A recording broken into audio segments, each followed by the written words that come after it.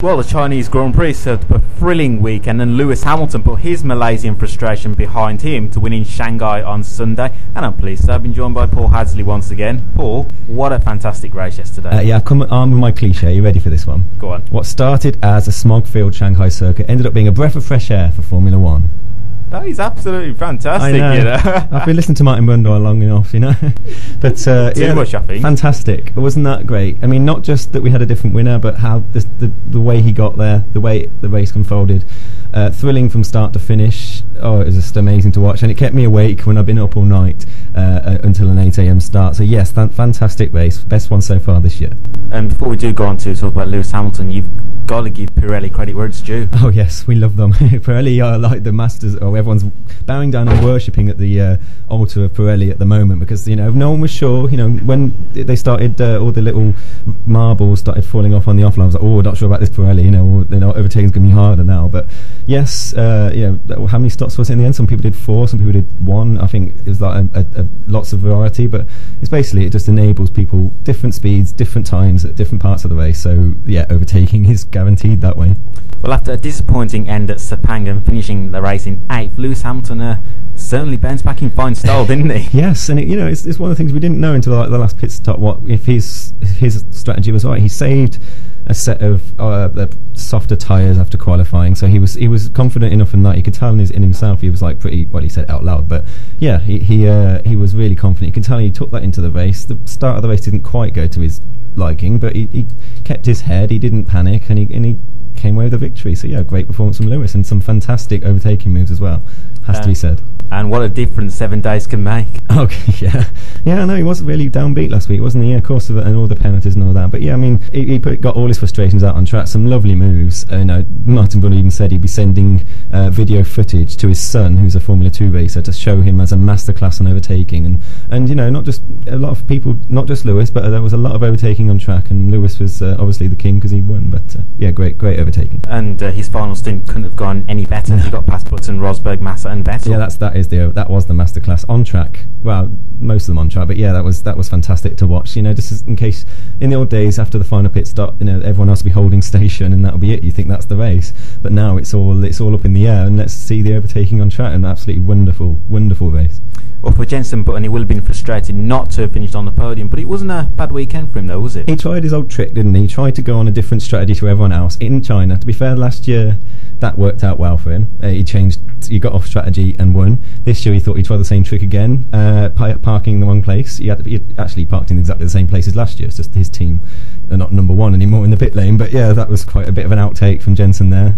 But yeah, the excuses they came up with for that was a bit like different coloured ovals and all that. So it's just, no, you're just panicking. Just stopped. But yeah, that was good. That was well, that wasn't good. That was funny. But he came second last week, and as I say, things changed quickly in 7 days. He was the king McLaren driver last week, and now he's had a setback, but I'm sure he'll bounce back. But he made a great start to a race. Yeah, that was good. I mean, there's just so much going on. I can't remember which everything's going on, but yeah, it was a great start. And at the end of the day, it was a bit of a lottery. If he'd have, things had gone his way, his strategy would have worked. It's a very small amount of variables that meant Lewis's strategy worked and his didn't. But at the end of the day, he rolled his dice and he didn't quite come off him this time. But you won't be too scared to try again in the future. Well, Sebastian Vettel was unable to make it 3 out of 3 as he finished behind Hamilton. Yep. The German did qualify on pole for the 3rd time this season, but made a poor start to the race, and both McLarens got past him quite easily on the first lap. Yes, he's still king of Saturday, isn't he? He's still got the 1 lap speed. But whatever happened at the start, he knew immediately. He was like, off he went. As soon as his lights went out, he's gone, right, okay, I've lost first. So he didn't even bother defending Hamilton. But then he's just thinking about Button, even while Hamilton was still passing him. It was he knew how bad a start he'd made. And to be fair, he didn't weave or do anything too dangerous. But you can tell in himself, he knew he made a bad start, and maybe he kept that through the races. He put himself under too much pressure. But Vettel won't be too concerned about finishing second. Well, no, of course he's still got a healthy lead. I mean, he's still got the fastest car. He'll still be on pole most Saturdays unless there's a wet qualifying session or something. He's got to have a lot of confidence in his machinery and in himself, because he's driving well. But yeah, so I'm sure he's not going to be too disheartened, but he can salvage a few podiums and he'll be all right. Well, Vettel's teammate Mark Webber had a day to forget on Saturday, but a day to remember on Sunday. Yes. Webber qualified a dismal 18th, but put in a stunning drive on race day to finish third. Superb performance from the Australian. What did we say last week? We has to start performing, didn't we? And then suddenly on Saturday, oh dear. And then what happened there? And you're thinking, my God, is he even going to make the end of the season? Or they just boot him out and try and train up a young rookie alongside Vettel? But then on Sunday, he redeemed himself. Again, some great overtaking. And yeah, dragged himself up the order through his fighted his way through the field. But yeah, that was great. Exactly what Webber needed.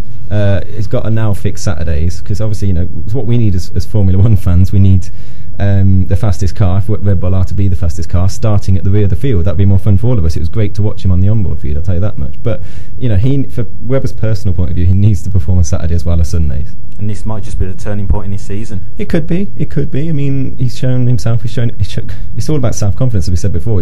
He's shown to himself, no matter where he starts, he can drag it up then. And the new order of Formula 1 means that the race isn't over on Saturday if you qualify at the back of the grid. You can still do something with these new regulations.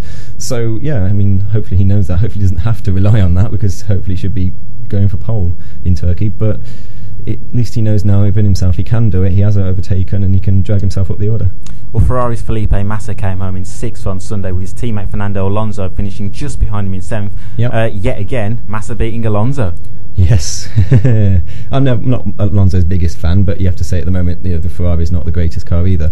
But it's nice to see Massa. It's got that sort of feel-good factor. After the accident and all that. Even before that, he missed out on the championship by like 20 seconds or something. He thought he was champion for like 25 seconds, and then Lewis crossed the line ahead of Glock. But so there's already sympathy for him then, and then he had the accident. So he's one of the guys you'd like to see do well, and it's nice to see him performing this year and bouncing back after last year was kind of like getting the feel of it after his accident again. And at one point, Massa was in contention for a podium finish. Yeah, I mean, as the thing swung round, the pendulum swung in that race. Anyone could have won it at one point. It was amazing.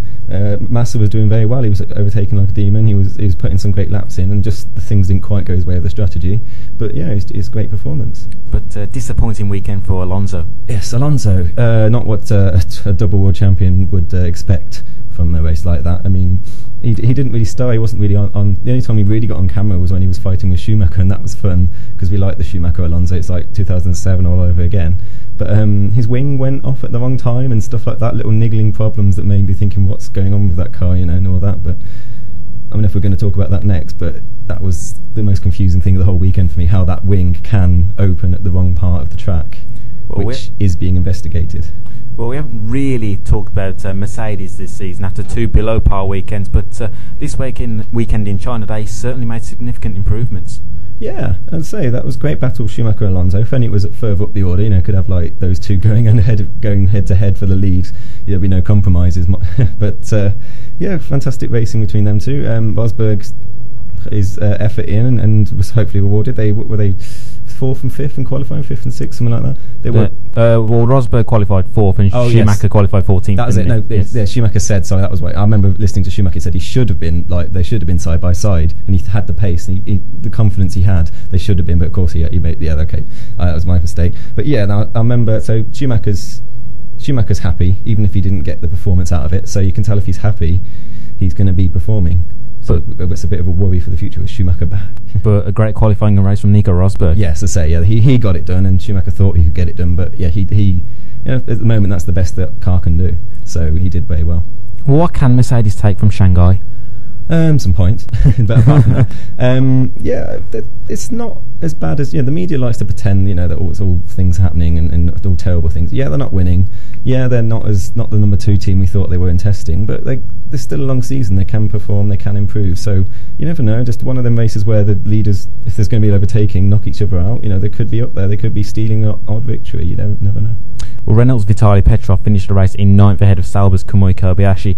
Paul Di Resta just missed out on the top 10 after finishing 11th, but once again, Paul, Di Resta out-qualified and finished the race ahead of Adrian Sutil. Yeah, got to support the namesake. It's a fan of all fast Pauls. It's Paul Tracy in IndyCar as well. But no, yeah, I mean, great. Lovely to see. And Force India, they haven't quite got back to the heights of when they were knocking on the door for Ferrari like 2009, but they have got a tidy little car. It doesn't use its tyres as much, and it's going to be finishing in the points quite a lot. And it looks like Di Resta is going to be the main person doing that, because he's okay as the newbie. He's got rookie enthusiasm, but is the team more, Is the team more geared toward him? Is he impressing that much that they want? He's impressing, so they want to impress him. We'll find out over the course of the year. But yeah, great performance, as I say. He's 3 races in now, and this is actually quite, not stellar, but it's like he's bedding in. It's quite a good performance from him. Slightly reminiscent of what happened at McLaren in 2007. Which bit? You mean just the fact that the rookie Hamilton got the better start. Yeah, I suppose. Yeah, I was going to say I don't think it'll quite come to the tears and standing in the pit lane like it did then. I don't think they'll be even crashing on track. I think it'll all be amicable.